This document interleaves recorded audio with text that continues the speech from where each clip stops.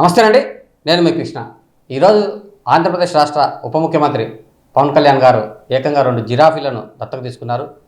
Visakhapatnam zoo సందర్శన కోసం వెళ్ళిన ఆయన తన మాతృమూర్తి అంజనాదేవి జన్మదినం సందర్భంగా 2 జిరాఫీల దత్తత బాధ్యతను ఆయన స్వయంగా తీసుకున్నారు. అయితే ఆ 2 జిరాఫీలకు సంబంధించి దాని పోషణ, దాని ఆహారం, దాని వైద్య సేవలు తదితర ఖర్చులన్నీ డిప్యూటీ సీఎం పవన్ కళ్యాణ్ గారే భరిస్తారని చెప్పి ఆయన విలేకరులకు తెలియజేశారు. ప్రస్తుతం ఆ వీడియోలు కూడా మనం చూద్దాం. Thank you.